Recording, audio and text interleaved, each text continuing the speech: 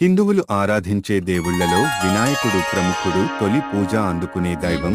మొదలు పెట్టే కార్యానికి ఎలాంటి ఆటంకాలు ఎదురు కాకుండా చూసేవాడు వినాయకుడే. సాధారణంగా ఏ పూజ వ్రతం అయినా మొదట వినాయకుడి పూజతోనే మొదలవుతుంది. అలాంటిది ఏకంగా వినాయకుడికే పూజ వ్రతం అంటే దానికి ఉన్న ప్రాముఖ్యత ప్రాశస్త్యం అంతా ఇంతా కాదు. భారతదేశంలో చాలా చోట్ల వినాయక చవితిని ఘనంగా జరుపుకుంటారు. కొన్ని చోట్ల వినాయకుడి నవరాత్రులను కూడా చేస్తారు. అయితే వినాయక చవితికి ఇంట్లో ప్రతిష్ఠించే వినాయకుడి విగ్రహం ఎలా ఉంటే బాగుంటుంది?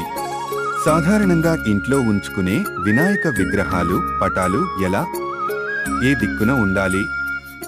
ఏ వినాయకుడు ఎలాంటి ఫలితాలు ఇస్తాడు? వాస్తు జ్యోతిష్క శాస్త్రం ఏం చెబుతోంది? ఇంట్లో వినాయకుడిని పశ్చిమం, ఉత్తరం, ఈశాన్యం దిశలలో ఉంచవచ్చు. దక్షిణ దిశలో మాత్రం ఉంచకూడదు. వినాయకుడి విగ్రహం లేదా పటాన్ని ఇంటి ప్రవేశ ద్వారం, గది, పూజ గదిలో ఉంచవచ్చు. బెడ్రూమ్, మెట్ల కింద, స్టోర్ రూమ్ లేదా గ్యారేజ్, యాటిలిటీ ఏరియా, ఇంటి వెలుపల మాత్రం అస్సలు ఉంచకూడదు.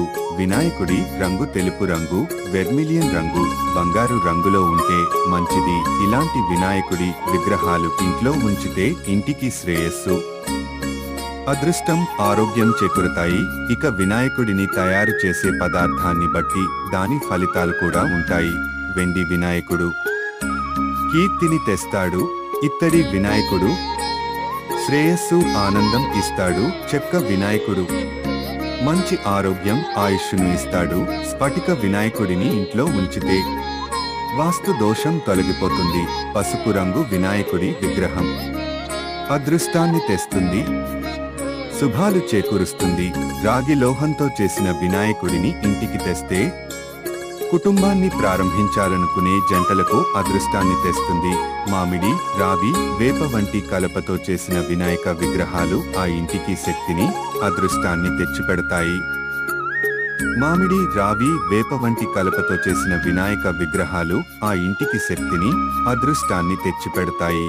ఆవు పేడతో తయారు చేసిన వినాయకుడు అదృష్టాన్ని, పాజిటివ్ వైబ్రేషన్ను ఇస్తాడు. దుఃఖాన్ని నిర్మూలిస్తాడు.